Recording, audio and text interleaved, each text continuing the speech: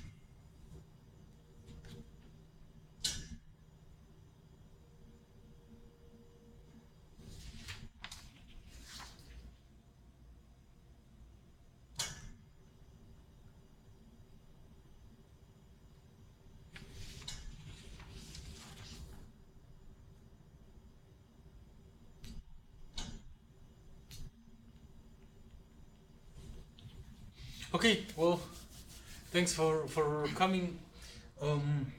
Today is a special meeting because we are going over basic skills that we use in our everyday life. Hopefully, if we are dealing with computational chemistry. And most of us, most of you, were coming through such activity in the past, but since we need to make sure that there is a continuity between coming and going members, we are just making a refresher, going over some basic skills and trying each other to go through them. So the program is very ambitious. If we will not fit into the allowed time, then we may continue next week. And main program for the next week will be sharing, editing and discussing posters for local conference. So who is presenting? 3, right? Okay.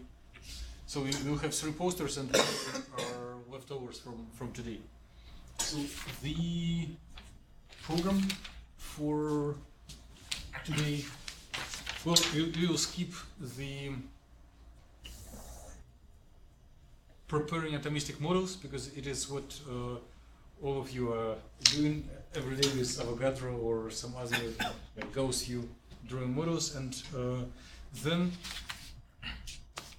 so the plan of all meetings is as follows. We are not going to look onto any, we will look only on specific computational chemistry software, VASP, which is Vienna Initial Simulation Package, implementation of DFT, and we will quickly refresh basic skills how to convert models from XYZ files that most of us can create into input files for the software. Then we'll go over basic ways of analyzing software, specifically looking onto density of states. And then if we are interested in optical properties of materials or their suitability for applications like sensors or photovoltaics, we need to see simultaneous description of ability of material to absorb light and to dissipate energy into nuclear vibrations. So it will be simultaneous description of radiative and non-radiative transitions, which will be which we are doing through non-adiabatic couplings.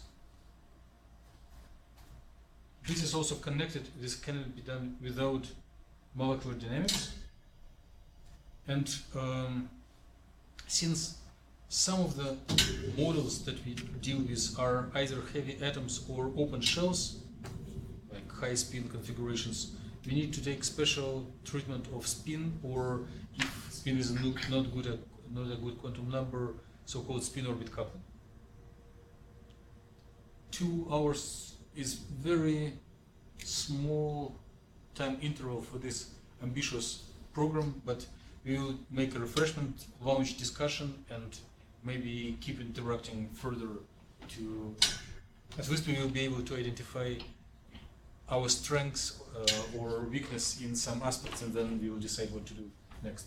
So the all slides are uploaded to the station. John? Oh, John? Yes. Okay, your image is frozen. Now it is not. Do you see the shared content? Yes, I do. Okay, very good. So the slides are numbered. So if it is, and then you click on this little button to start slideshow. The first presenter is Fatima, and she will introduce us to the world of VASP.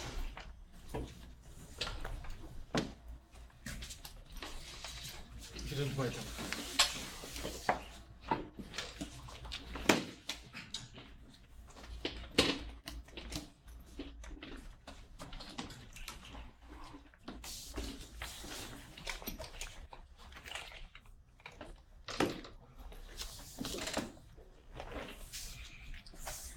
So I'm going to explain today how to convert XYZ files into input file for VASP, periodic boundary conditions, input files and output files.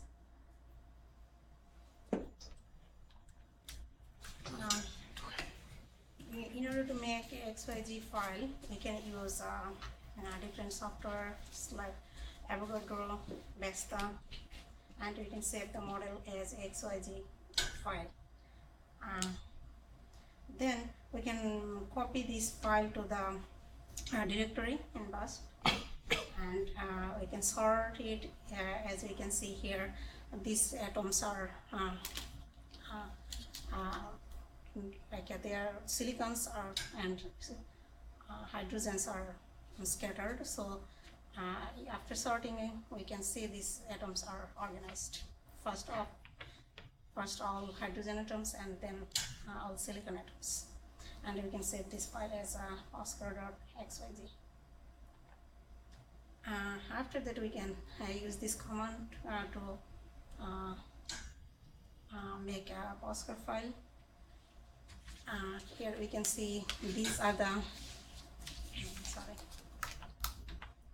the first line. You can see the name of the atoms, and second line, this is the lattice constant or scaling factor, and then we can see the lattice vectors. We need to multiply the lattice vectors by the scaling factor. After that, we can see the number of atoms. Here in this case, I have 8 hydrogens and 3 silicons. Then selective dynamics, it means we can choose whether or not molecules are moving in all directions, or they should be fixed. So true means we can see, as we can see here, all of these are true, means all of these atoms can move in all directions. This is a Oscar file, one of the input files in it. Now, periodic boundary conditions. So periodic boundary conditions is used to simulate processes in a small part of a large system. All atoms in the supercell are repeated throughout the space to form an infinite lattice. Here we can see the wave function. It's a plane wave function, and this T is a translation vector. So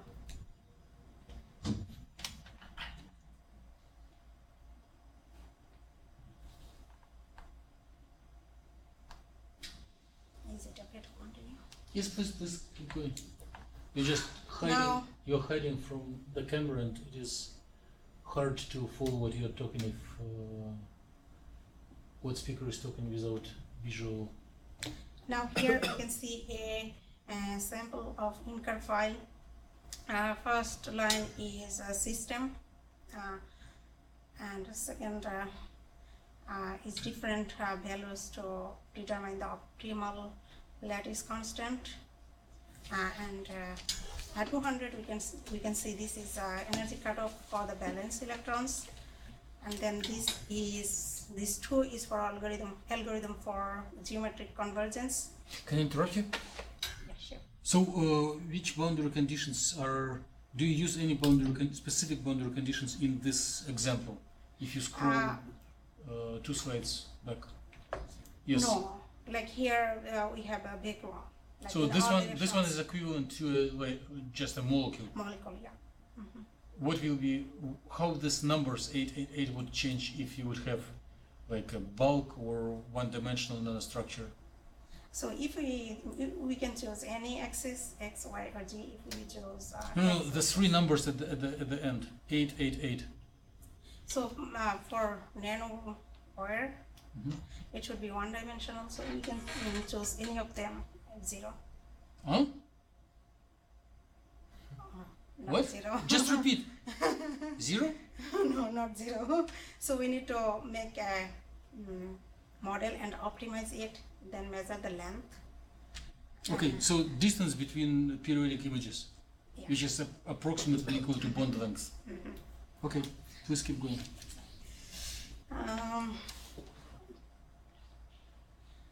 And here we, as I was explaining, like these different parameters. This NSW is the maximum number of geometric iterations to take. Ice smear is Gaussian smearing, and sigma is the degree of smearing, and L real means whether we will choose real space or reciprocal space. If it is Okay. true, Can I interrupt? A little comment. So we are here only to share our own experience. If you found something but you didn't practice it, do not report it. So report only those keywords that you know that you tried yourself. okay. We all are literate. You can go to Google and find things. Only share what you did yourself. Okay. Point what is important. Okay. So Otherwise, we will fall asleep. So here I chose true. True means it is real space. And then I chose 0. So wave functions, I defines wave functions from the wavecard file in read. And here L waves true means wavecard file will be saved. And L charge how to initialize the charge density for a calculation. So it will take the charge density from the charge card file. And this is the E difference is convergence criteria for the geometrical calculation. Good. It is all correct, but you know you were working as TA during your graduate studies. You know, if you shouldn't be boring. Okay. So first you should tell like it's all correct, but you can just take a template, copy paste, and forget what is written there. Templates of these files are available, and you can run job successfully without knowing all these details. But if you're curious, I can tell you details. Right? You're teaching us. Okay. Okay, go forward. And here we can see the key points. I selected automatic mesh 0 means the key points will be selected automatically. And then And you're sure that we all know what is K point? yeah, it's in the key space. No, you can ask later. Raise the hands who know what is key point? Raise the hands who do not know what is key point. I Ask- assume ask- all of Ask us. Make sure that there is a contact with the audience.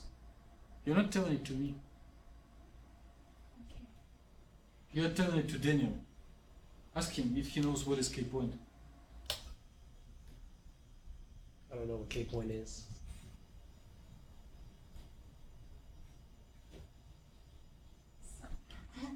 Quickly tell what is key point, please. So key points, it's we have for lattice we have real space and reciprocal space. So in reciprocal space, real space is Cartesian coordinates, and in reciprocal space it's momentum space, and so we can select different key points there. K means wave vector in momentum space. Makes sense or not quite? Makes sense. So if we have isolated molecule, electrons are sitting on it, right? Yeah. But if you have a bulk, small piece that is repeated, electronic system as a whole can move with constant velocity and nothing will change. So if we are talking about molecules, we don't care about key points. But if it is a bulk where electrons can, in ground state, can move continuously, then we need them. Good? Yes. Okay, keep going.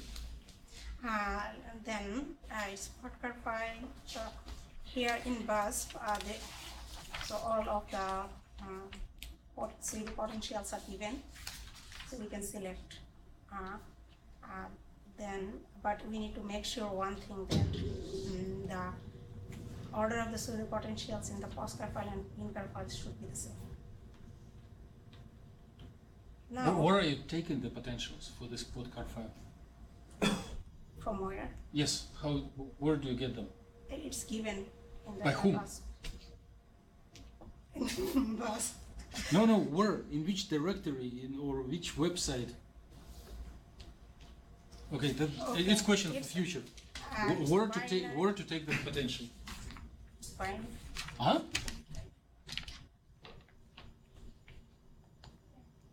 Fine. Where? I'm not sure. Okay, we'll discuss it later. Where to take the potential?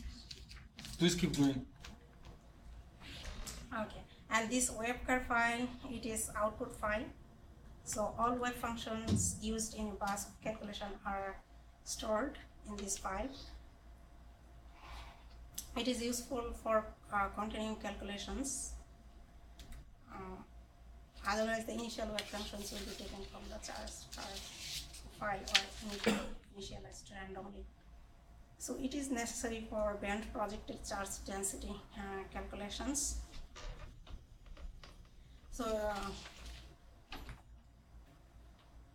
sometimes this file is very large, up to several gigabytes. In that case, we can select whether or not the information will be saved by selecting anywhere false in Inker file. Now outcar files, it is also output file. So all details of VASP calculations are saved in outcar files. So it contains a lot of things.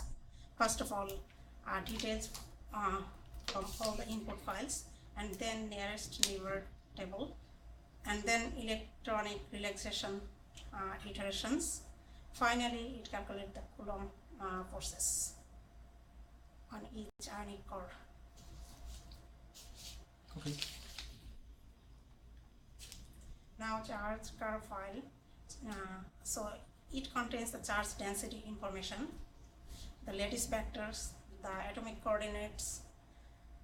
So it can be used as an input for further VASP runs, or if it is convergent successfully, then we can analyze the charge density using this file. And we can visualize the isosurfaces. We can calculate charge densities for a particular band. If we select in Inker file L per equals if it is true, L product is true, then. So, but we need to, if we take this one, if we take this one, this charge.cat file, then we need to provide two other files. Those are webcard files and charge.cat files. For dynamic simulation, the charge density on the file is the predicted charge density. You are reading the slides? No, please do not do it. We all are literate. It should be different. One thing should be shown on slides, another one, it should be a live speaking. You never look on your own slides. You come here, approach the audience and explain. No, no. Reading the slides is the worst possible things. You need to tell only things from your heart that you know, that you memorize. Reading slides, then we can, now there are computer programs that can read texts. It doesn't count as a presentation. Next slide, please. You already read what is here. So, Look on us, not on slides. so it is partial charge file, density file. So using this file, we can make STM images, scanning, tunneling, microscopy, and scanning, tunneling, spectroscopy. So, in order to get this file, we need to copy convert file, coordinates of convert file to postcard file, and we need webcard file from previous calculations, and we need a couple of parameters in our input file. Those are here. Okay.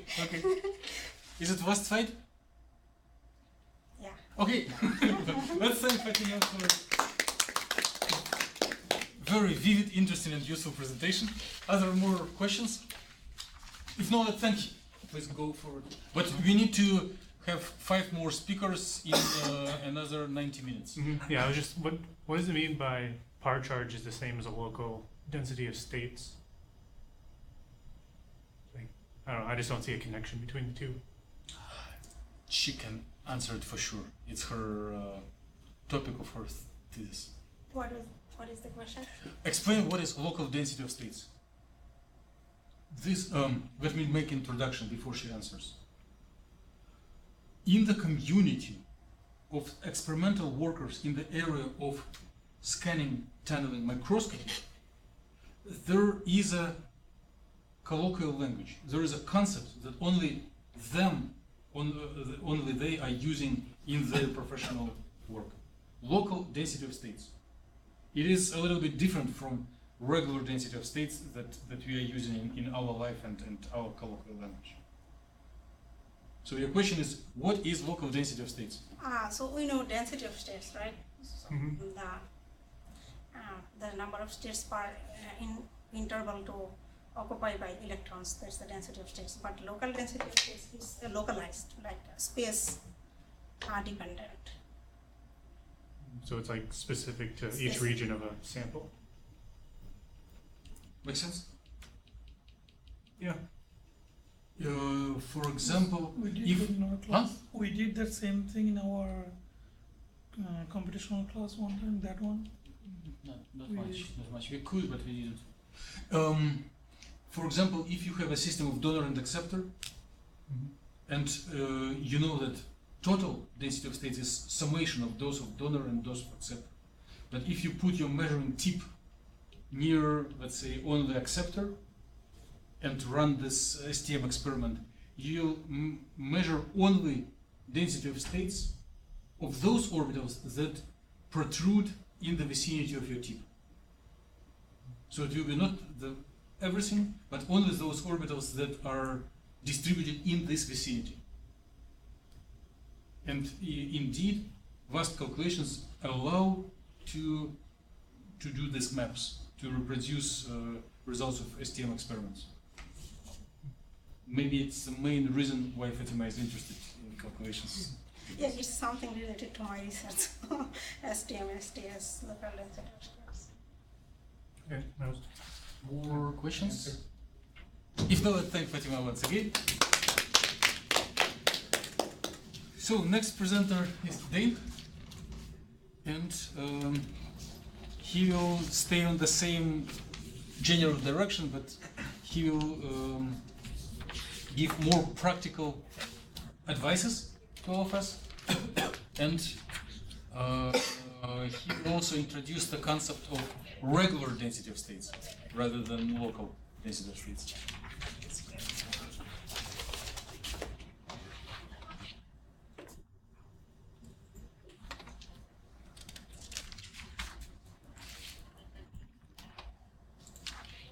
Alright, so just a little rundown of what we're going to talk about here.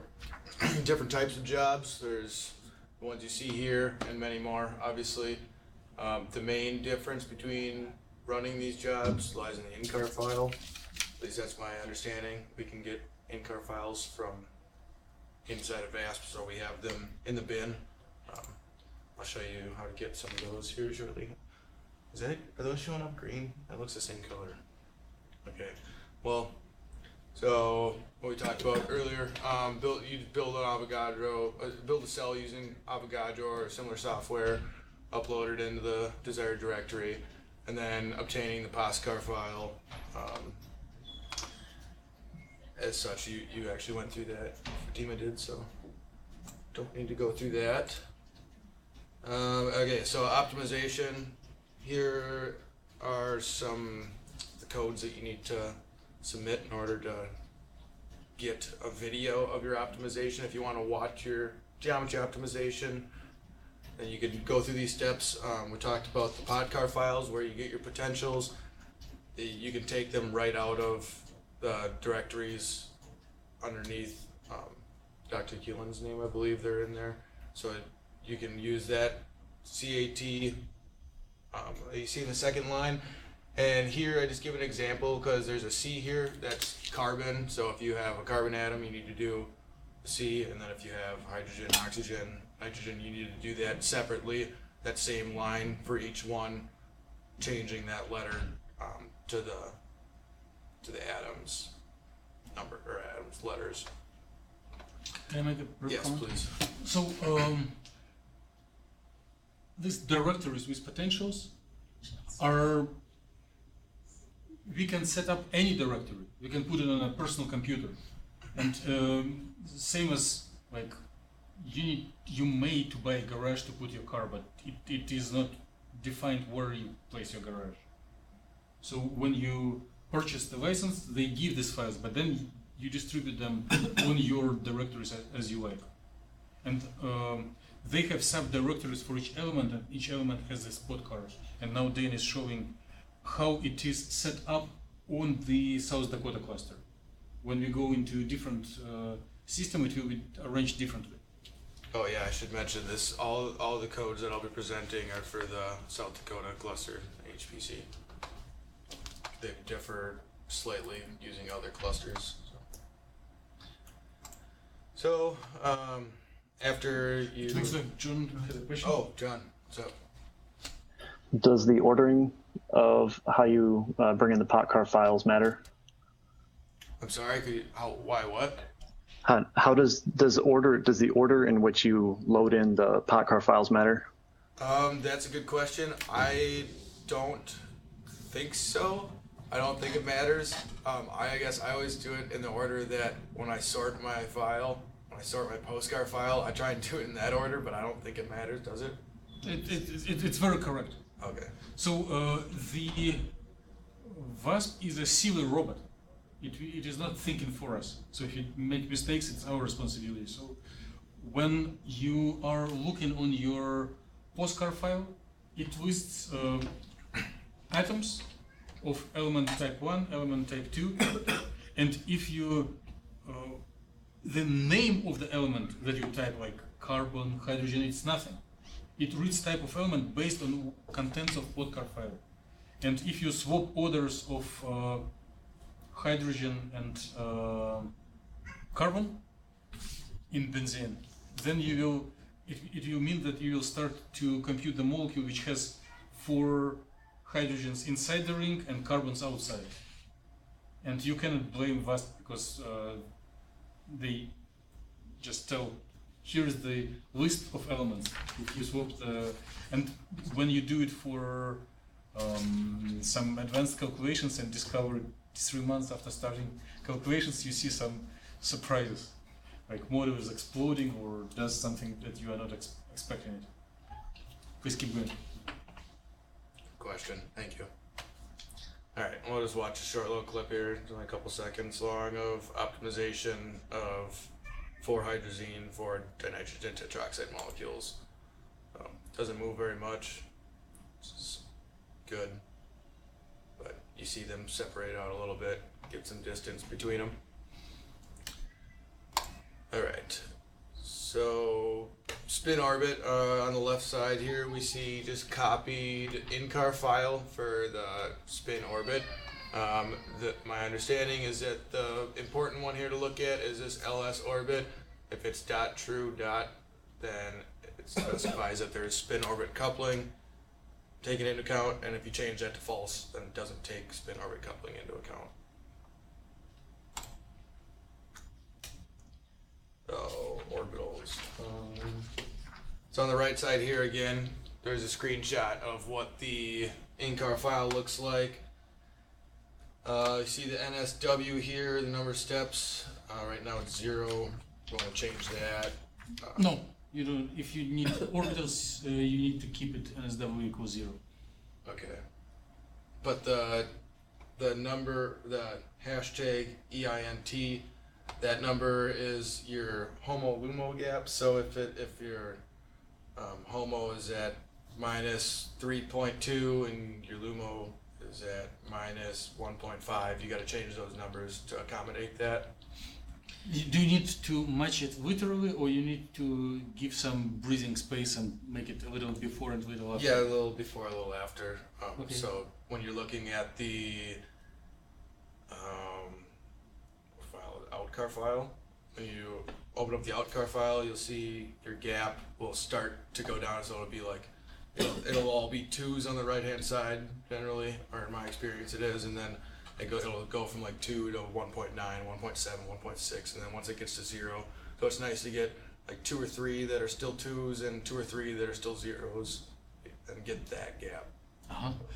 But the example of in-car is not from your personal calculations. Correct. That's straight from the bin. Yes, because your models never had number of bands equal 1,200. No, I just took that right out of the bin. So which number of number of bands is typically in your systems? Number of bands, I think it's like 300. Okay. I believe so. Okay. Yes. Why your energy is like positive energy in this interval? So the second to bottom line. Yeah. Is that this one here, or this bottom line? Is there you didn't use this one, or you get it from? Yeah, this isn't mine. This is just straight. If you were to take an in-car. Why this energy is positive in this case? The energies listed in the outcar file are not yet shifted in the right way. If you add alpha plus beta, which is typically a negative number, then they will be negative. The question of Jabet originates from the idea that if something is stable, energy should be negative. So typically if you see positive energies, it means it is something ready to explode. Oh, okay. Alright, so with orbitals, you have to run geometry optimization first, and then you want to copy your potential, your pod car, postcard, K-point, wave car. It's listed here, as we see, and then there's just a couple codes how to visualize your orbitals. I'll show you a little bit more on the next page, but these are just this par charge 0.0096. That is just one specific point, so that this part here will change depending on where your HOMO-LUMO gap is at. For this example, par charge 96 was the beginning of, so it was like HOMO exactly. The number of band, right? Yes, 96 is the number band. Yep. What's the function of this command? I'm sorry. I guess what's the function of this command? Is it charge to cube? Charge to cube. So it changes it into a .cube file that you can use in like VMD, the visualization software, so that you can actually see it. Gas views for memory. Can I, yeah, Javed is right. Most of us directly plot per charge files in the VMD, or in the past we did VASP view. But some people are coming from the background of Gaussian and Gauss view software. And the orbitals, molecular orbitals files from VASP are in very non-standard style. They need special software to be read, but this charge to cube convert from VASP style to Gaussian style. So the users of Gauss view can plot orbitals in the same way as they did before. Make sense? Yeah, and when you type in the command, the VTstools3, when you type in that one, it'll prompt you to enter in the number of atoms. So, for example purposes, the hydrazine combustion only had 3 different atoms, just hydrogen, nitrogen, and oxygen. So you do 3 atoms, 3 number types of atoms, I guess. Should be number of atoms, types of atoms. And then it'll ask the atomic numbers of those 3 that you entered. So it'd be like 1 for hydrogen, 7 for nitrogen, 8 for oxygen. And then you can just download that cube file to your computer and use a software like VMD to visualize it. Kind of want to just mess around with VMD if you've never used it before, but ultimately, to get to the point where you want to mess around, this is good to know. You go to the graphics, representations, and then drawing method, and choose isosurface, and then you can play around with it a little bit and see how it looks. All right. Oh, fun. Okay. So now we're going to talk about density of states. So these are, some of these need to be addressed a little differently than what I have them written down right now. So these are just commands that you want to follow. The in-car file is the in-car spin, is the one that you're interested in for this. And you see, yes? What is density of states? Can you give definition before you go into technical details? Yes, so density of states is the occurrence of the energy levels at different intervals. Is that Yep. good? Please stop the speaker, any of the speaker, if you like. So, 10 minutes ago, you were speaking about homolunar gap and list of orbitals that have occupation like 2, 2, 2, and then 0, 0, 0. Right. So, from point of view of computational chemistry, a molecule is not a set of atoms. It is a set of levels, some of which are occupied, some of which are not. And one specifies them by energies. So if it is very small molecule, we can list or draw each orbital as a horizontal bar line. But if there are thousands of those, you will be tired to draw them, and even if someone draw them for them, you will be tired to watch. So density of states is nothing but a way to represent large number of levels. When they are dense, then density is high. When they are sparse, density is low. Okay? Okay. Keep going. All right. So on the in-car file on this one, you see on the right-hand side again, main points here on this one is the I spin equal to 2. So I want to clarify, I'm not positive on this, but I spin of 1 would be no, and 2 is yes. Is that correct? Okay. and then your N up down, you want to change to 1, 2, 3. So this part, changing it to 1, 2, 3, I took directly from Stephanie's That's presentation. correct. Can I Yes. just make a comment for Daniel? So if you are experienced in Gaussian, the things that Dana telling right now, the number 2 corresponds to letter U in the type of method, like U bis or unrestricted.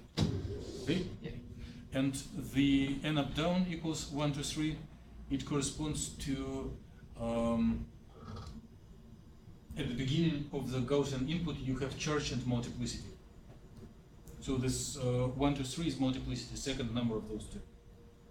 Make sense? Yes. Okay, keep going. Okay. So then you want to copy your outcar file as a states file.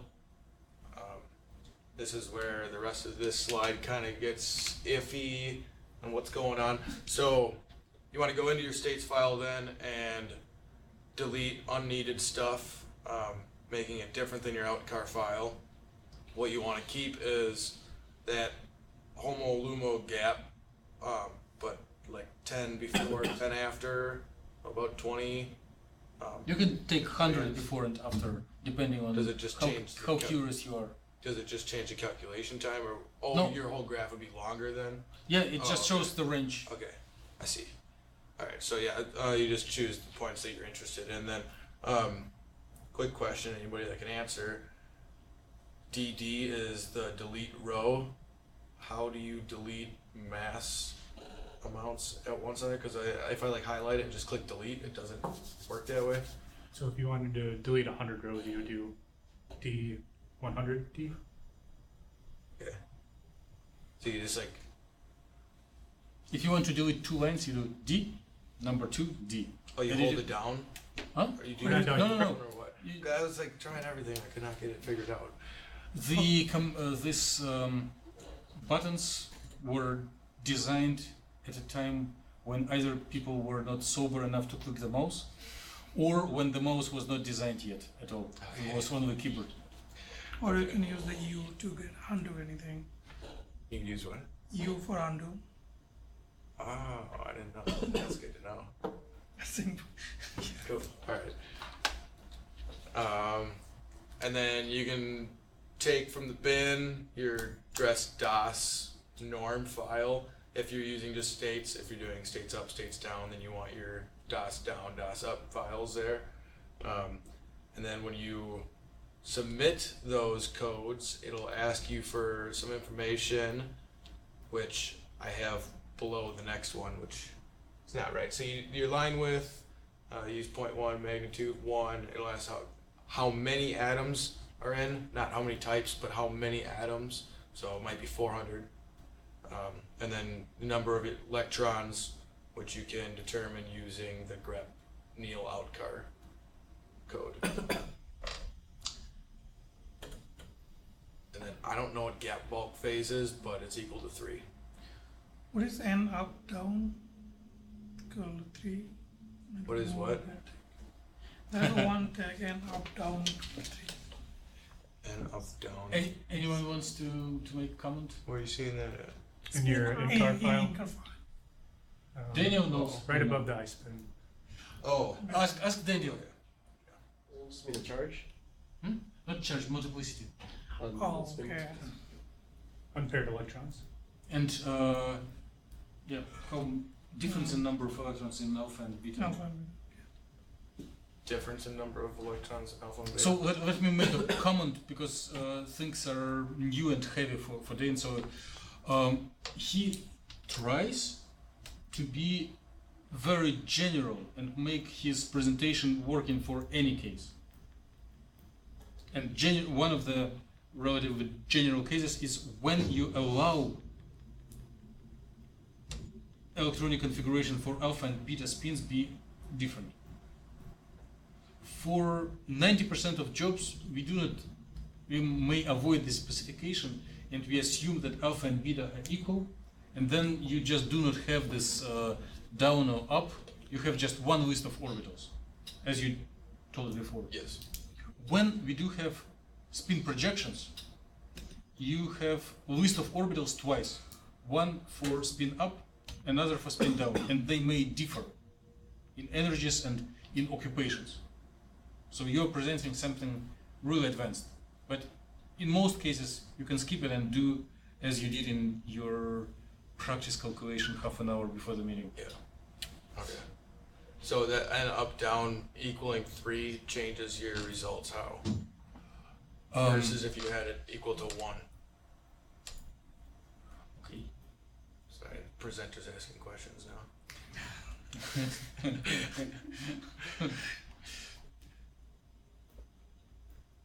Okay, I'll take the question and answer it. Stay here because there could be questions, other questions too. Okay.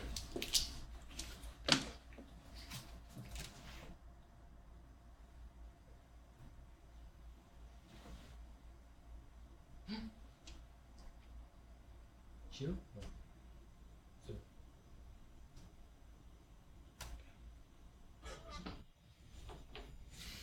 It doesn't want to Try in the middle of the screen.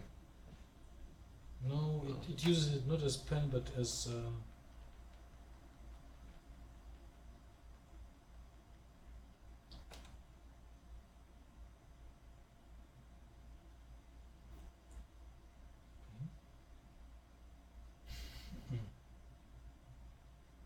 Okay, I'll take by fingers. So you have orbitals, and you can place the electrons, 2 electrons on each orbital, one with spin up, one with spin down. But if you want to have 1 electron with spin up more than spin down, right? 1 unpaired electron, it will be your n up down equals 1. So up is bigger than down by 1. Oh. And it will be doubled multiplicity. If you have two more spins up than spin down, it will be number 2, which will correspond to triplet. Right? And the rest of numbers are too exotic, like quadruplet. You do not want to mess with it Okay. unless you really need. Okay, well then we're at the point now where you could type in this second to last line and it will give you a .ps file as an output and then you can convert that .ps file to a PDF file and it will, once you download the PDF file to your computer, then you can just visualize your density of states graph like that. But this one is without up and down. It is for non-spin polarized, Yes. or for singlets. Oh, yeah. Okay. And for which system is it? The hydrazine, hydrazine 4 dinitrogen tetroxide. So it's your own system. yes. Okay. And if Jabbat will ask why the homoluma is at positive numbers, you can say it is hypergolic fuel that is going to explode or burn right away. Alright. And then with spin orbit, seems like pretty much everything's the exact same except the in-car file is different in that you use the spin orbit one for the bin instead of just spin orbit coupling. So, yeah. Is that accurate? Okay, let's thank Dane. So, any questions? Anyone who wants to You are the only this? participant. Can I look on the density of state on Mars? Can you what? That image, density of state image. Is it blue line is for unoccupied orbital? Say that again. Is it blue line for unoccupied orbital? There is no blue line here. So I mean green one? Yeah. So Green yeah, line? the filled portion is occupied and unfilled is unoccupied. Okay. No, I was wondering why green line is going below the red line. Or it is not going below. I mean, on the other side, it seems like they have a blue line, green line too. Blue Okay. man, freaking me out here. Is it the border of the white and Yeah, it red does. line is like, The green one goes all the way over. Is that what you're asking? yeah. It's just a default from new plot. You can change it to have the lines be different colors if you really want to. Okay. So can you scroll, Dane? Can you scroll one slide back?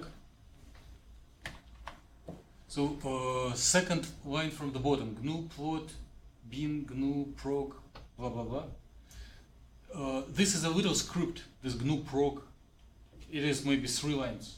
You can make a copy to your directory and modify it as you want. And you can set up colors, which are like red, green, blue. 1 is red, 2 is green, 3 is blue, and then there are other colors, and you can change many other things. This is a typo as well. I just noticed this PS2 PDF should be WR, not OR. Yep. That's all I got. John has a question today. Well, so just one comment. So when you were talking about that line that says the gap bulk phase, so that's not always 3. The way I understand it is, depending on what material you're looking at, you put what the bulk band gap energy would be in that line. Oh, okay. I'm gonna write that down. That's good to know. Unless Dr. Killen has a different answer, but that's the way I believe I remembered it. Yep, that's correct. You said it was the Fermi energy. Is that what you said? Gap for the same material of the in bulk phase. Yeah, so like if you're working on a quantum dot or some other type of confined material, whatever in the 3-dimensional bulk, that would be the value you'd put in. So these parameters, they will not change position of the gap. They are made to adjust the heights in order if you need to compare systems of the same composition but different number of atoms. Like if you have 10 or 100 molecules of the same type in the same cell and you want to compare them. Evidently with 100 molecules all peaks will be 10 times bigger and hard to compare, but if you scale down, it will be much easier to compare. Cool. More questions today? If not, let's thank you once again. And now we have a super marathon. We have 4 presentations for 1 hour. No more than 15 minutes per talk. I tried to keep this one short, guys. I'm sorry. So, next one is Aaron. In fact, he presents 3 chapters today, each of which altogether should be no more than 15 minutes. Hopefully not. And the first chapter he presents is in some sort of continuation of what previous speakers did, is how to plot orbitals without converting it into Gaussian style, right? Mm-hmm. Yep, and yeah, so yeah, we talking about how to plot orbitals from that you get from VASP, and initially, well, the ones I'm going to cover is spin independent and spin polarized. I think I was scheduled to do spin orbit coupling orbitals as well, but I'm not really quite sure how to do that. So if anybody else has any idea how to accomplish that, let me know. So the input files in the software that you need to plot orbitals generated from VASP. So to get orbitals, you need to get the par charge files from VASP, which we've seen how to get those from the last couple of presentations. Then to visualize orbitals, there are 2 convenient software choices that I find: Vesta and VMD. Vesta is, I find it to be simpler to use, but VMD is more versatile. So for the presentation today, I'm going to be using VMD, because to do spin polarized orbitals, you have to use VMD. Vesta doesn't give you that option. So basically the rest of this presentation just be going through like visually how to plot orbitals in VMD. So this is kind of a rough idea of what you'll see when you open VMD. You have You will see this football stadium. Well, if you're on my computer, you'll see that.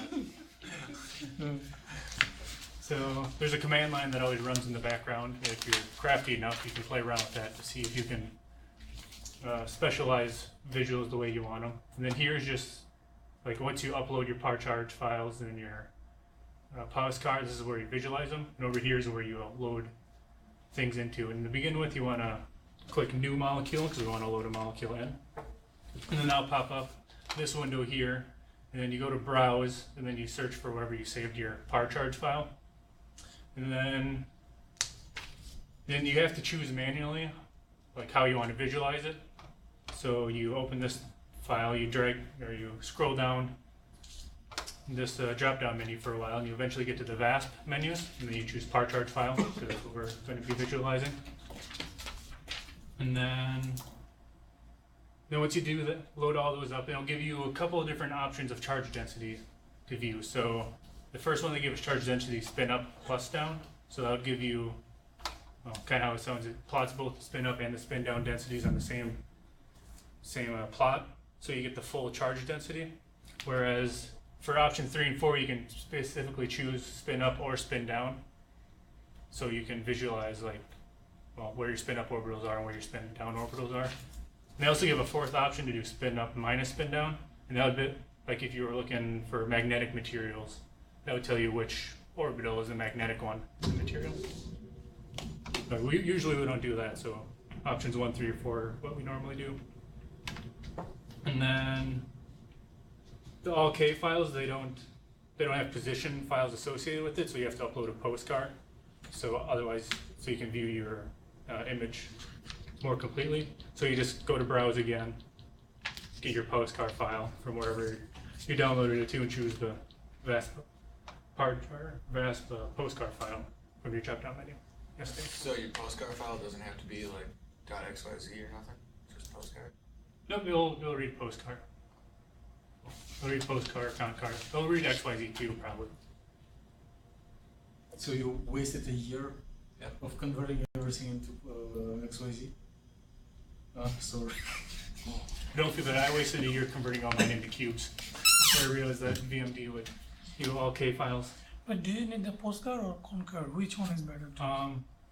Well, ideally concard. Like if you're viewing, if you have you want your right position file for the orbitals that you uploaded.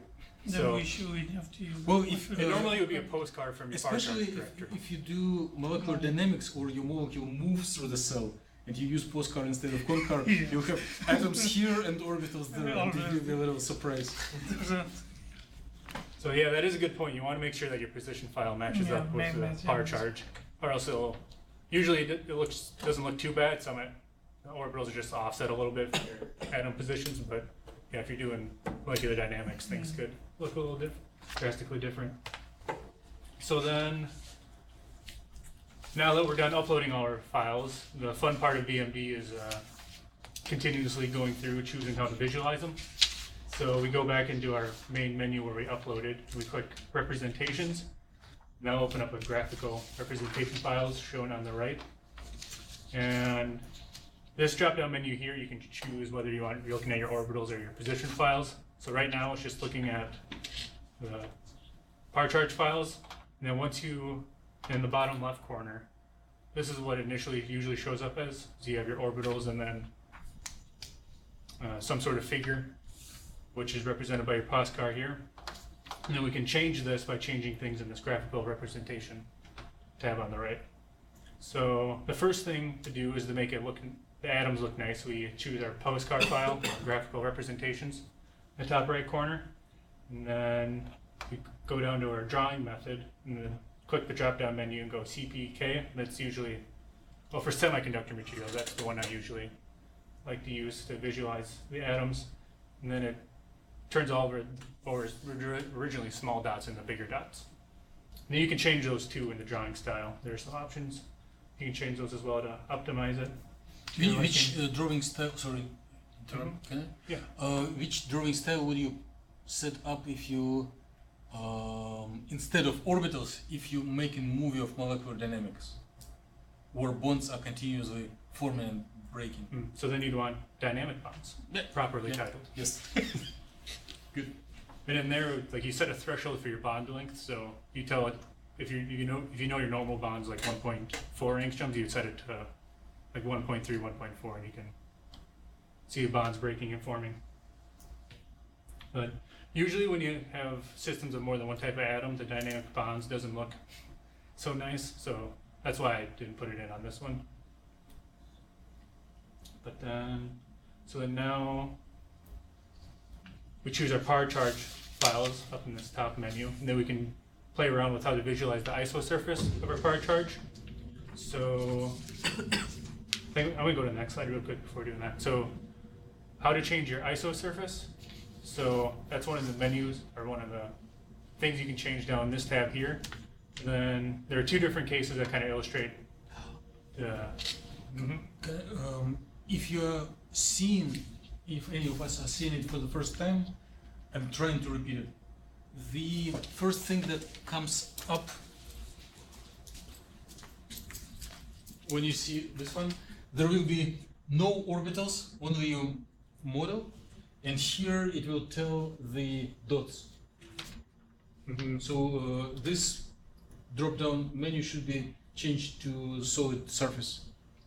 Otherwise, it will try to draw isosurfaces, orbitals, by tiny dots, not seen for human eye, and human starts panicking, like, where are my orbitals? So this one first, and then things that Aaron is presenting. Yeah, so I did mess with it a little bit, so I changed it to solid surface. And normally it also has it in a box too, and I don't like the box visually, so you change that in the show menu just to show the ISO surface and remove the box that it's in. So then, so you get those, and then the change, like, well, the density that you see from your par charge files, you change the ISO value. So the closer to 1 is, the smaller your orbitals will be, and then the closer to 0 is like your charge density just blows up. And then usually a good value that I usually find is 0.01 or 0.001, but that's usually probably system dependent, and you just gotta play with it to make your orbitals look nice. And then just going back, you can also change different ways to visualize them as well. So you can change based on coloring method. So you can change them all to a different color by choosing color ID. And then right next to that you can change colors. And then there's all sorts of different ways that you can visualize them. You just kind of have to get in and dig around with it to see what looks good. And then, yeah, that was the end of how to. Oh, so let's talk cloud. Okay. Questions about plotting orbitals? 1, 2, 3. Crystal clear. Now, let's think once again. So Aaron did smart. He split his presentation on several chapters, so he will get more applause. Next chapter presented again by Aaron is oscillator strengths for spin orbit calculations, which will be general introduction into. So we are going. So proper bring it to. We need in most of our modeling to describe optical properties of molecules and materials, and the simplest thing to characterize optical properties is so-called absorption spectrum, which is related to the concept of oscillator strengths and transition dipole. These things that determine optical properties can be computed based on a set of orbitals in the independent orbital approximation, although if you are a skilled user of Gaussian, you immediately think best method to compute spectra is TDDFT, right? Here we use a little lower level calculation. We use independent orbital approximation that is qualitatively reasonable, and it is the only method available if we deal with more than, let's say, 400 atoms. So it is not most precise, but it is much cheaper. Now, the approaches that we are using can be cast in 3 different ways, and we have 3 different sets of codes. One, if system is in a singlet, if we do not discriminate between spins. Second, if we know that there are spin multiplicities, spin polarized case, if spin up and spin down electronic structure is a little bit different. And the third most advanced that we started very recently is when up and down spins are mixed, so-called spin orbit representation. To save time, Aaron is starting not from the simplest, but from the most complicated. But we should understand that it is a little bigger ladder, and we can return to older versions as we need, or sit down and discuss other things. Okay, introduction is done. Floor is yours again. Yeah, as Dimitri said, we're kind of going backwards through this, but hopefully after John's presentation, some of what we talk about here will make a little more sense. So, oscillator strengths for spin orbit coupling. So, the difference between whether something like maybe spin polarized transition dipoles or oscillator strengths and regular oscillator strengths comes down to, I guess, the form of the wave function that we're dealing with. So, for spin orbit coupling calculations, the wave function is described by a 2-state spinner. That's just the solution form that it takes. And then when you're doing transition dipoles, you get extra cross terms that normally don't appear due to quantum mechanical effects. So going through our derivation here, when we take all these dot products, we're going to get 4 terms because we have two component vectors. So we get here what would initially be our transition dipole for just the alpha spins for this term here. And our last term would be the transition dipole for what would normally be our beta spins. But then due to spin orbit coupling, which mixes alpha and beta states, or your spin states, we get these transition dipoles for what would be classically considered spin forbidden transitions. So we get a cross term for a beta spin with an alpha spin and an alpha spin with a beta spin. So we get 2 extra terms for The last transition term dipoles. is phi beta or phi alpha. Yes, Okay. it was not Yeah, amazing. scanned well enough. Yeah, that's well. Yeah. But, yeah, so that's the motivation behind the difference between spin orbit and spin polarized, and why there's a different methodology needed. So the rest of this will just be basic introduction on how to run oscillator strings for spin orbit, and then output files that they generate. So the only input files needed are the wave car from your generated from spin orbit coupling jobs, which is run from VASP, non-collinear spin, because you can't run a spin orbit job just from running VASP, or running VASP how we normally run it. Like when you tell VASP run, you say run VASP. For spin orbit couplings, you have to run VASP _ NCL. So just a technical thing. Then we put in our input overlap file, so that just tells it which orbitals we're looking transition dipoles for. And then the energy pop, which is basically like our states file, but just for the orbitals that we want to look at. And then we call the script that computes the transition, or the oscillator strengths, for spin polarized jobs, which is in this directory here. And then it generates 3 output files. So oscillator strength CC, oscillator strength VV, oscillator strength VC. Which stands for? Oh, okay. So, as far as I could tell, I talked to you in a little bit too. So, for CC, those are oscillator strengths for just considering transitions within the conduction band. So, CC, conduction, conduction. VC would be transitions from the valence band to conduction band, which we would normally associate with our optical transition. So, this was the one that you'd use for to generate spectra. And then VV would be transitions within the valence band. And then I think we need the CC and VVs if we're computing excited state relaxations. So if you want to know the transition between different excited states, you'd have to know these oscillator strings. So that's why there's a difference between all these. And then, yep, that's the end of that. Okay, let's thank Aaron. Any questions?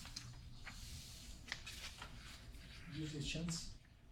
If no, let's let Aaron to have a little vacation for I don't know 10 minutes. And now it's turn of John, who will go into more details how oscillator strength is computed.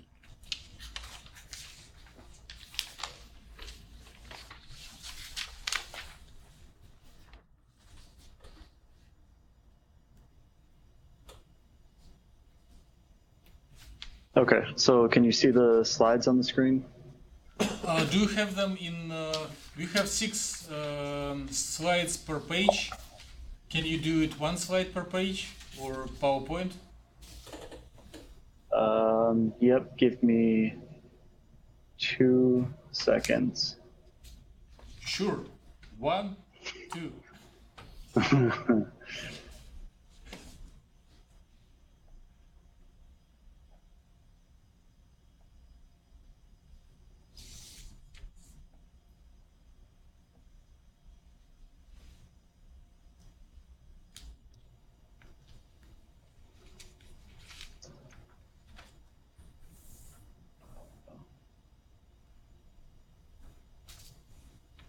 So the system that we are using is inherited from a military base in Grand Forks. They decided to be good neighbors and share it with university, but it is typically used for like conference calls, like giving orders or checking how the orders are completed.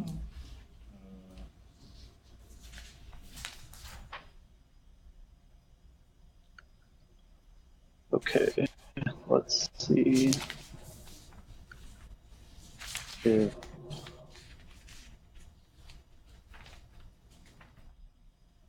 is this better? It is so much better. So much better? Okay, perfect. Okay, well, like Aaron and Dr. Killen both said, we started with the more complex version of looking at what a transition dipole moment and oscillator strengths are. So what I'm going to do then is kind of quick go through the simplistic form of transition dipoles and oscillator strengths. And so on this very first page, you can see 3 equations down on the bottom. So the very left one, Dij, is related to a transition dipole moment. The middle one is the oscillator strength, which you can see is proportional to the square of the transition dipole. And then the last equation, alpha dependent on energy, is actually for absorption, but we won't talk about that right now. Okay, so just going back a little bit for what the transition dipole and where it comes from. So the simplistic form is just looking at the charge of one electron moving from one orbital to another. And so when you look at this phi I, r, phi j, dr, we're just looking at the electron density overlap between the 2 orbitals that are of interest. So if we're really interested in where we actually get these values, and for things that often get tucked into our supporting information, are the equations that are more or less presented on the screen, going back to looking at Kohn-Sham orbitals in terms of a momentum representation, and then transferring them to the transition dipole moment, which is the top right equation, and also having the matrix elements of these defined as this d, g, comma, g prime, and then putting them back into this equation for on the bottom right with this dipole operator being in terms of momentum. So we're interested in the transitions between 2 states and how these wave functions are overlapping between one another. So then the other more simplistic way of thinking about oscillator strength is the top rate equation, right? So it's just Fij, and as I said earlier, it's proportional to the transition dipole moment squared. But the experimental reasoning kind of behind what a transition dipole is comes from three terms of Einstein coefficients. And so the sigma value here at the top middle is considered the absorption cross-section for some type of absorption. But there's three types of this in terms of just your normal absorption, this B12, the term of stimulated emission, which is B12, which is more or less having some type of laser or frequency come through that's equal or very close to the transition energy, which moves the electron from a higher state to a lower one. And then also the spontaneous emission, which is this A21, which is what we would know as just a radiative type of recombination.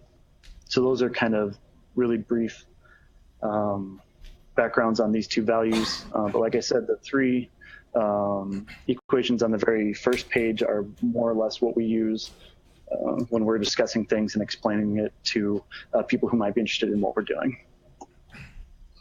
So on this slide on spinners, Aaron briefly touched a little bit on what this is.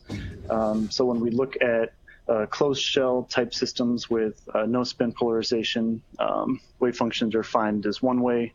Our Kohn-Sham orbital bases are defined one way. When we look at spin polarized calculations, we can separate them into two distinct alpha and beta type orbitals.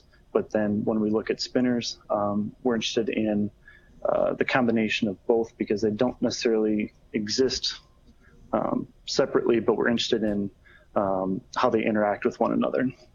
So the two most important equations from this slide are going to be the ones in the top left, just looking at the form of what a Kohn-Sham orbital spinner orbital looks like.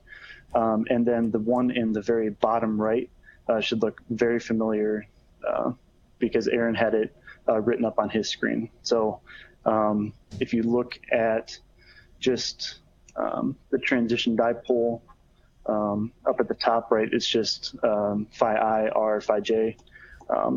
The same thing here, but now because we have roll and column vectors, the spinner orbitals get put in, and that's how we can do that. So if you're interested in a little bit more about the rest of it and how spinners get implemented into the DFT solutions, there's more equations here, and we can talk about that later. So more for the technical side of things, which is kind of the point of this, is we're interested in how can we calculate these types of transition dipole moments for different types of systems. So for the non-types of spin polarized, there should be a directory. If you're on HPC, I'm generally in the Killen lab account, and I would assume it's very similar in the Killen account. So you're looking in your bin, and then there should be subdirectories of OS and spin OS. And so inside of those directories, we'll have multiple versions of this OS underscore dipole underscore version something. So for just the standard closed shell, the OS dipole version 3 will be the one we'll want to get. And so after this slide, I'll go through and just show little bits of the code and some of the output. And so that's in the terms of what Aaron was talking about earlier, when you're looking at the output of his VC. So if you're just looking at the optics, this OS dipole version 3 is what you need. For any of these, if you need to go in and make modifications or you're curious about what's going inside the code, just look for the .f, the Fortran version. And so just make sure you don't delete it from the bin, just copy it and take a look inside whatever directory you're working in. A second one that's more used for, the emission codes that I was interested in is this version 3B. So this not only calculates your optical transitions across the band gap, but it also takes into account what Aaron was describing as VV or CC. So all the intra and interband transitions are prompted into the OS strength output file, but they're also put into a matrix form listed as a 4 master equation file. And then finally, for the spin polarized, you can go into the spin OS directory and find up and down codes that'll work for both. So just a quick look inside of these Fortran files for execution. So 3 files are more or less generally needed: an input overlap, an energy pop, and a wavecar file. We talked a little bit about a wavecar file. We haven't really discussed what the structure of an input overlap file is. And you basically just create a new file called input overlap. There's 3 lines of it. The first line is the first orbital you're interested in. The second line is the last orbital you're interested in. And for running these dipole scripts, you don't need a third line. But because we all copy and paste the input file or input overlap file from directory to directory, the third line is usually just the number 1, and that gets run our coupling scripts.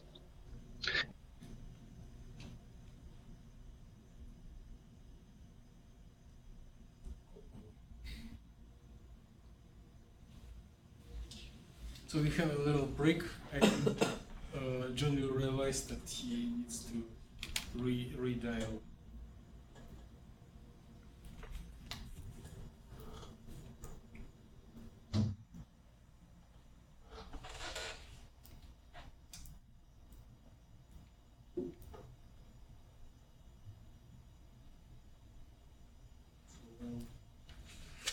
Well, John is redialing. We can enjoy working on ourselves.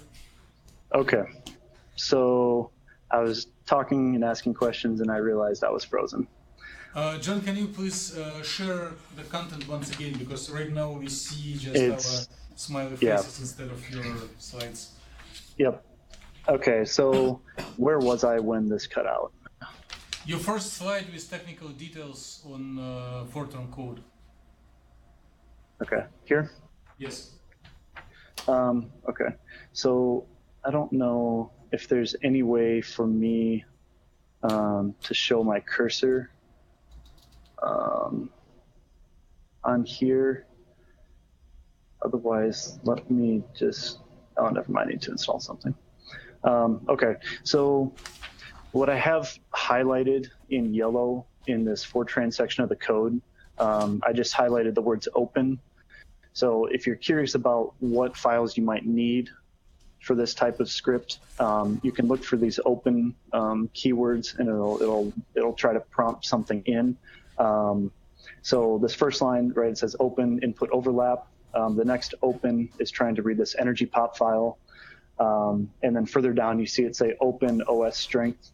That's not to read it, it's just to open it to write into. So you don't have to worry about that. And then open on the bottom.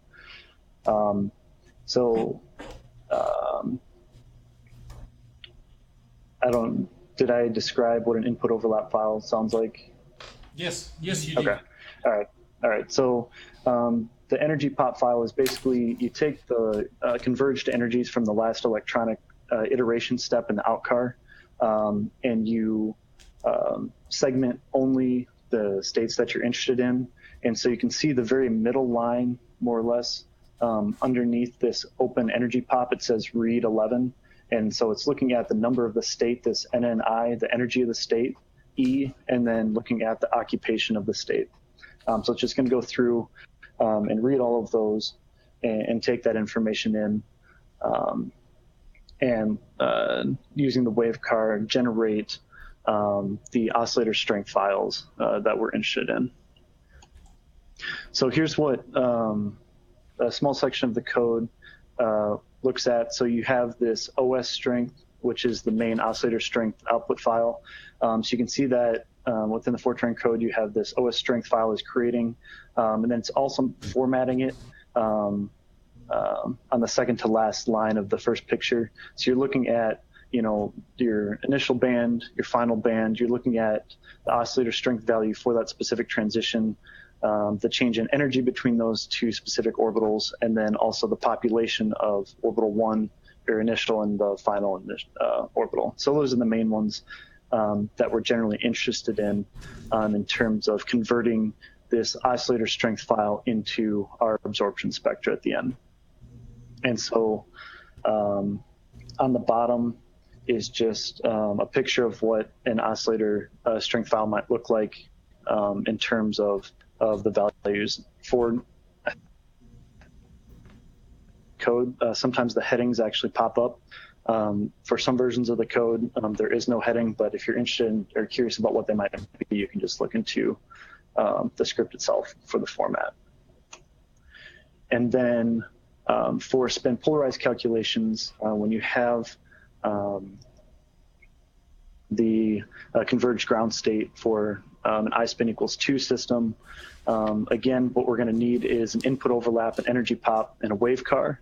And so in the spin OS directory, there should be a spin up dipole script. And it's going to require the same thing that was needed for the non-spin polarized version of the code. And so it can be run in the same way.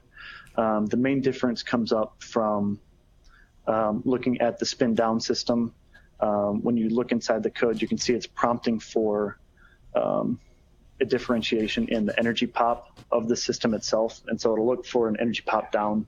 So when you look at the 2 spin components in the end of the out car, you take your orbital range of interest from spin component 1 for the spin up, and then the orbital range of interest for spin down from the spin component 2. And then you can use those to generate the OS strength files that will say OS strength down. And then from there, you can more or less just go forward the same way we would with non-polarized calculations and just run them individually up and down to create absorption spectra. And I think that is a quick look at running these. You're not going to show any spectra? Oh,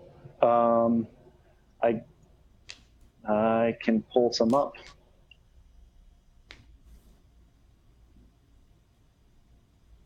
Because if some of us are seeing this machinery first time, it is very boring to without illustrations.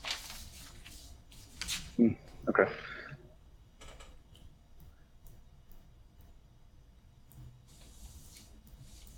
Okay, let's make agreement. You just send email with examples of spectra to all who was in the list for meeting announcement.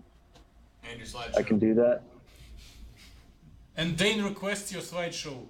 He wants to learn your codes. Okay, I can definitely do that. Okay, let's thank John.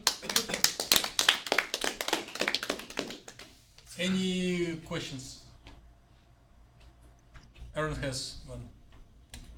What are common errors that occur when you try to run the OS dipole v3 script or any of the oscillator string scripts? So some of the things that you need to take into account are the orbital range.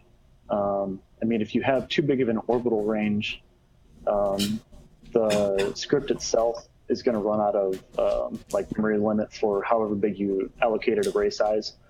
So you can start smaller, looking at say a range of plus or minus 20 states from the HOMO and LUMO. Generally, I keep it under 300 total states that I'm interested in. For the closed shell systems, those are really the only issues I've run into with that. There have been a couple times where there's a few different versions of some of the 3B, more or less prompting inside of the matrix that's produced, like it says NAN, so it's just a general not a number value put into a matrix element, where you can go in and just change those to zeros, because sometimes when you transfer those files into, like, say, MATLAB, it doesn't like this NAN value. Other than that, outside of using multiple K points, that was really one of the main issues in terms of trying to get these scripts to run. And I think I've mentioned before, trying to match plane wave number size can cause an issue too if you're moving from one set to another. if the plane wave number size doesn't match the number of plane waves in the like the gamma point calculation or the calculation that's being run. So did you have like a specific error in question? So you mean like when it reads in the plane waves from the wave car, like what would it differ from? Well, so one of the issues that I found was, so at the gamma point, you have some calculated number of plane waves in the system. And then if you move to some other K point and you're trying to run absorption codes, it has an issue reading in the new number, because I think when it's looping through the actual calculation of the oscillator strings, it doesn't like when those numbers don't match. And so you get like a segmentation fault because some variable is trying to go past what it should be. Okay. More questions to John? If no, let's thank him once again. So we have 2 more talks for another 25 minutes, and the next one is hopefully brief. Section number 3 from Aaron on I hope it is not a surprise for you. Just didn't realize it was my turn.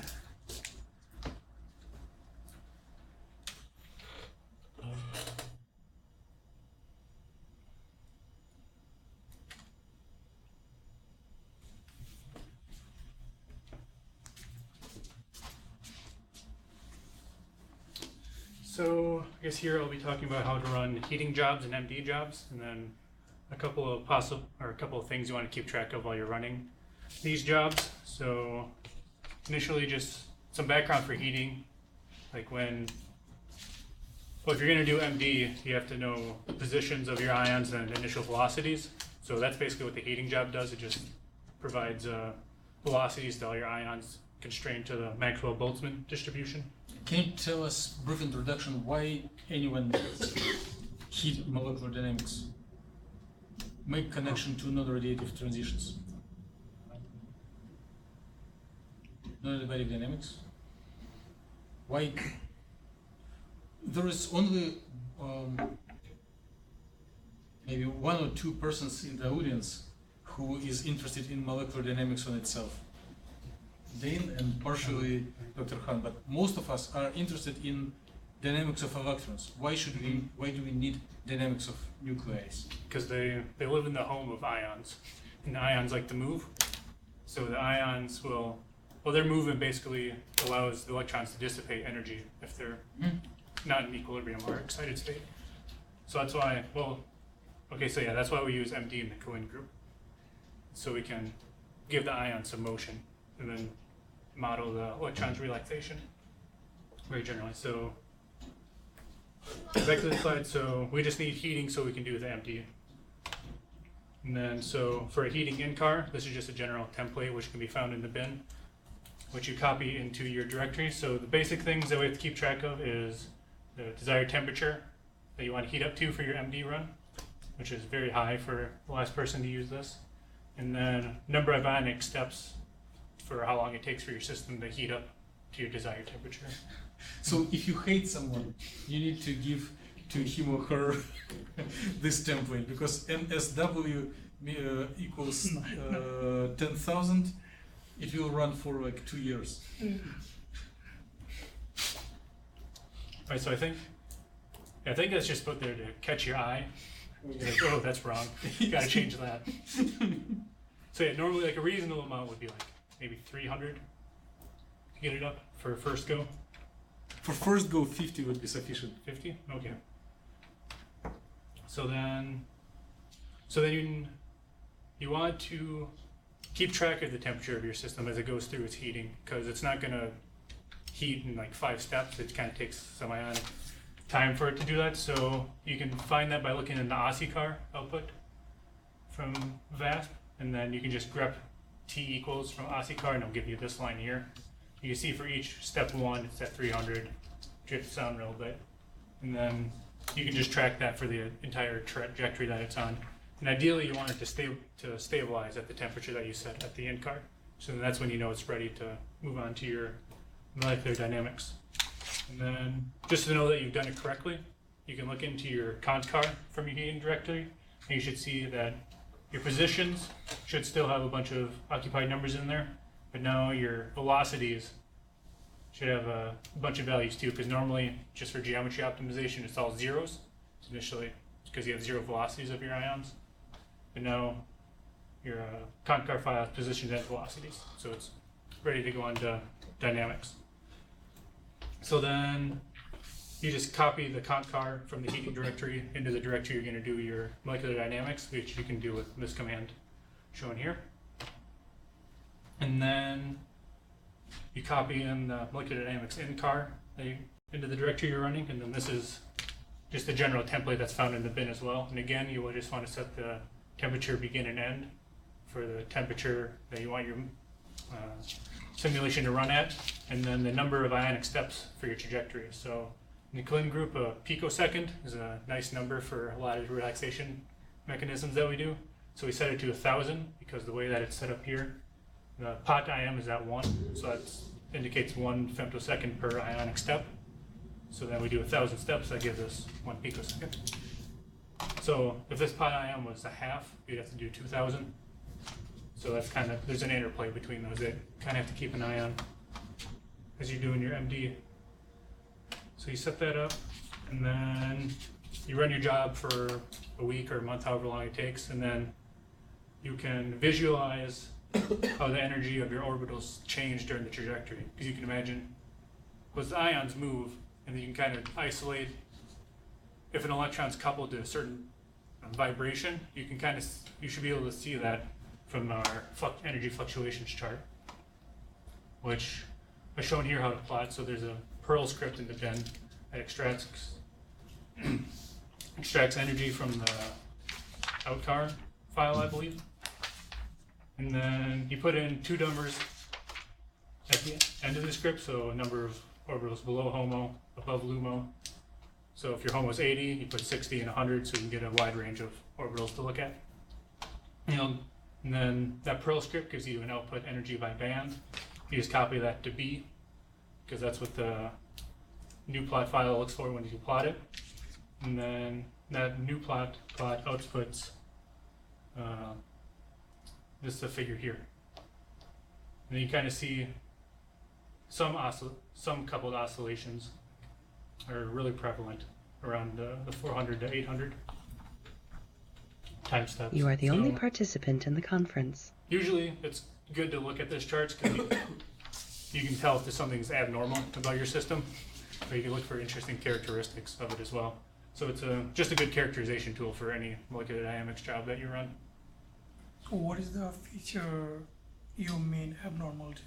So like if maybe an atom broke off, like a fragment broke off during the MG trajectory, you should be able to see changes in the energy fluctuations because your electronic structure is going to change dramatically. Because I know like John, his last perovskite project, he had formations of iodines during the trajectory. There was a C, like there's a line that went way up into the middle. So that gives you an idea of whether there's some sort of chemical dynamics occurring during the trajectory. So the project, Aaron is so humble that he gives example of project of others, but he's running a project on quantum dot that we discussed 3 weeks ago here.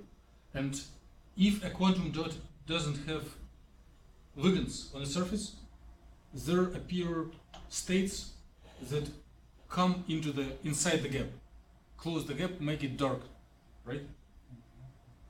If during molecular dynamic one of the ligand from the surface detaches, the surface state is recreating back, and one would immediately see it on such diagram. Mm-hmm. Right? Yeah. I wouldn't pretend that I knew that beforehand as a practical application. I have a quick question. So what do all these different colored lines represent? So how come there's so many of them? So that would correspond to the input number. So like here, HOMO minus 20, LUMO plus 19. So LUMO would plot 19 orbitals. So please show us where is LUMO. So LUMO would be And which color it is? this orange one. Is that orange? Yeah, this orange one here would be a LUMO. And then the black one would be your HOMO. Okay. And everything below it would be HOMO -1 and so on. Okay. I got you. Cool. Daniel, you had questions? If we're good on that, I think that was the last slide I had. Okay, thank Aaron. More questions to Aaron? Is there a way to plot that with just the HOMO and just the LUMO rather than have all of those other lines? Mm-hmm. There's- Yep, you would just put in one and one. One to one. Yeah. Is there any benefit to having all those extra ones?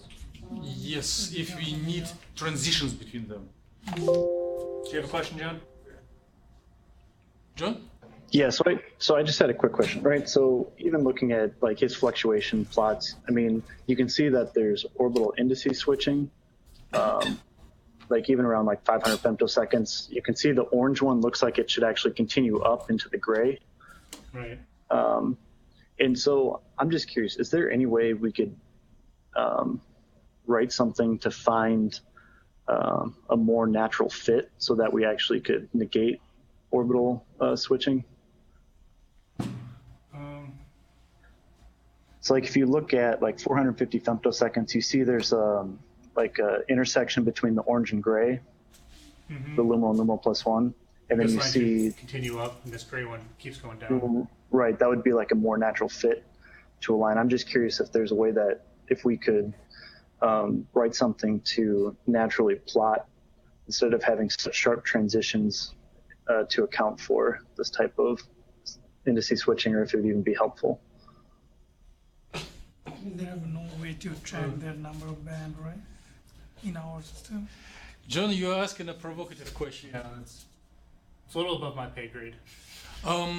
Right now, we identifying orbitals based on their number, which is natural and simple. But if one would identify orbitals based on bond order or shape of orbital or decomposition over atomic orbitals, then your idea would be realizable. But it is a lot of extra efforts that we just lazy to commit. Okay.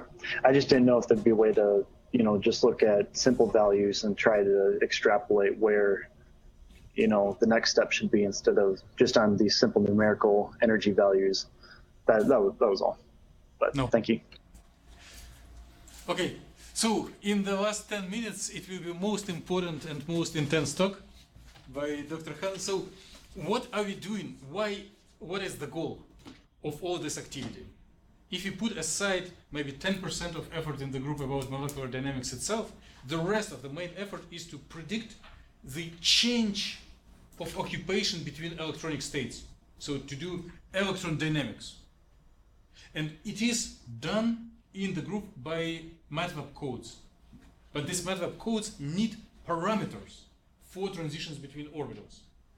And these transitions between electronic states induced by nuclear motion is 1,000 times more heavy than everything we talked before. It's most numerically complicated procedure.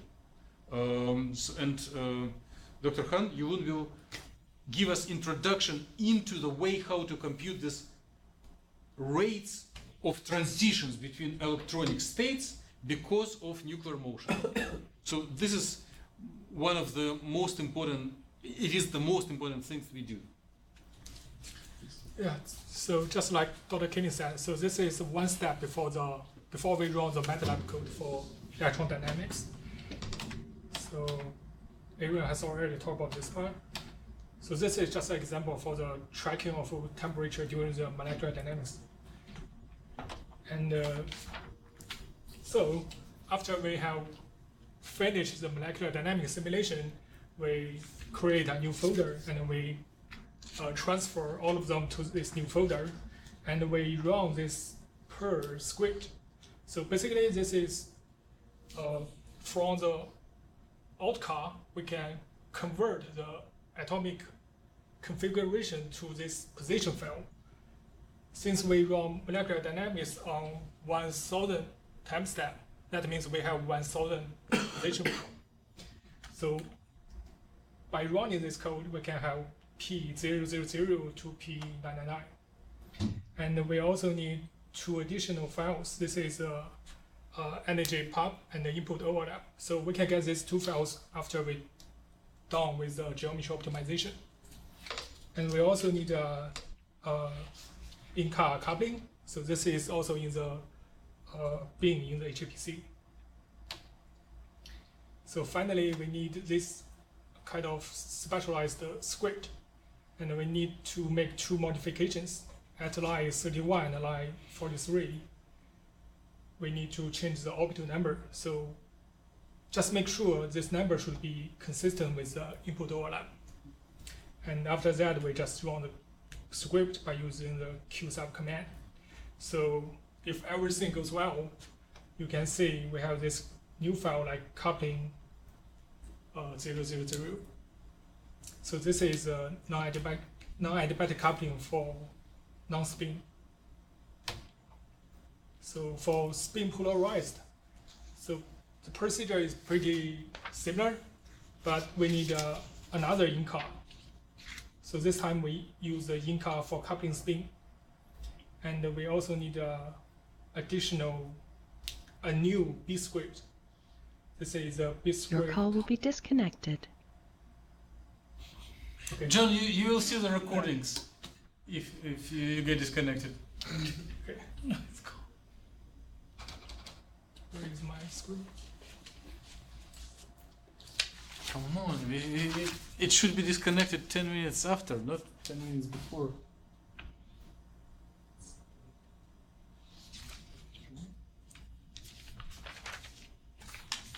Okay. Okay, so if the job is running successful, then we will have 2 subdirectories. We have up and down, and each of them contains some files like oscillator strengths, like coupling files. Okay, so finally, we can do non-adiabatic coupling for spin orbital coupling. So ideally, everything should be consistent. Like we do geometry optimization considering spin orbital coupling, and then we do molecular dynamics considering spin orbital coupling. But actually, if we do that, the computational job will run for infinite time, so it is not possible. So as an approximation, we can use spin polarized molecular dynamics. So this time we can save lots of time. And for the non-adiabatic coupling simulations, we need input overlap, and also we need 1,000 files for the front molecular dynamics. And we also need a specialized in-car. And here is the standard template. And then we need additional program, spinner exe and B script. So we use the qsub command to initiate the coupling calculations. So that's it. Here I show the content of the B script. And that's it. Okay, many thanks. Questions? I do have a very important question. Did we, like, if you do the procedures that Dr. Khan is showing, are we wasting time? Is it just to torture our patients, or there is a important outcome? Like, through looking on this, what is the outcome? What do we expect to get? So before asking the speaker, please try to think about it. Like, when we discussed jobs for optical spectra, we were getting list of oscillator strength values for different transitions that can be converted into spectra, right? Images, spectra that can be converted to experiment. What are our outcome data if we are making jobs for these non-adiabatic transitions? Just close eyes, think for 5 seconds. try that each of you may try to answer it, and then let's give chance to Ubuntu to answer it. Huh? Charge transfer. Charge transfer is a very, in some sort it is correct, but you give a great strategic bird's view picture. Yes, if you can compute non-adiabatic dynamics, it can be converted into analysis of charge transfer dynamics. But right now we are thinking not as strategically. We need just the very important technical data without which we cannot go further. Technical data that allows transitions between orbitals. So does it just give you output files that you use in future jobs, other jobs, so that? Correct. Yes. Yes. And now we need to understand which type of output files is being generated. I guess for me, so the most important output is the evolution of electronic configurations like the orbital energy versus time. So by using this information, we can compute like photoluminescence. Absolutely correct. If we answer this question at the end of group meeting when we will be describing MATLAB procedure. But if you stop right here, what is the outcome of this bscript.sh? If you submit it, what comes out?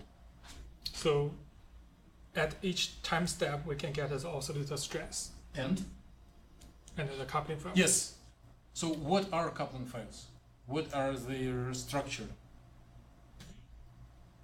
What is how many coupling files and what is encoded inside? It's just a matrix, right? Yes. So matrix where rows and columns encode what?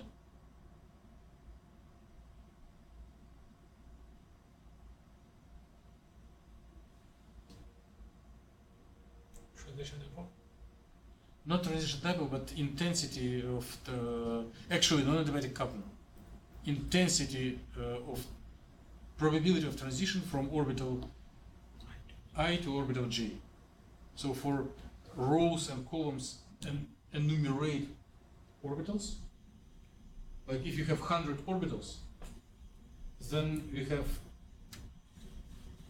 10,000 pairs of orbitals. And you will have transitions from each to each. Those will be saved in coupling files. How many coupling files? Is it one or more? So we have 1,000 position file. That means we will have 1,000 coupling files. Okay, why? Why we should pay so high price? Because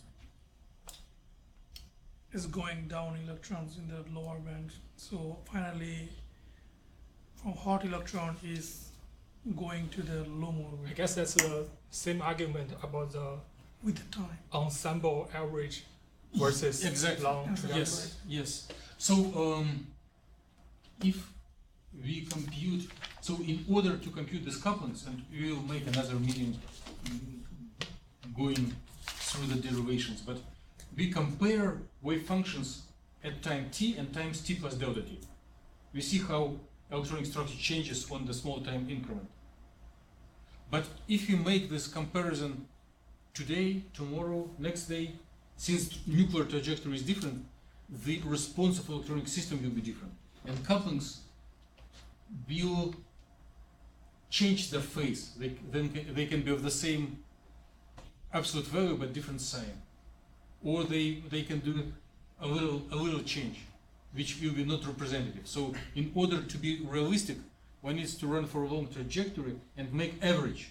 Add together everything along the trajectory and then divide by number of steps. And then the average coupling will be reasonable to describe the dynamics in real world. So 1,000 positions, 1,000 nuclear configurations along trajectory, and then 1,000 coupling files. So this long calculation, it will be 1,000 times longer than single point. And then it will generate 1,000 output files that we need to process. their names will be coupling.000, coupling.001. And depending on whether we are in singlet, spinless, spin polarized, or spin orbit, they will have their specific features. More questions? So let's thank Dr. Khan and presenters. So I know that right now it was a little heavy because we were doing our regular activities and suddenly we jumped into this heavy numerical protocols, but it will pay back through the research. So next time let's do posters, which means we will bring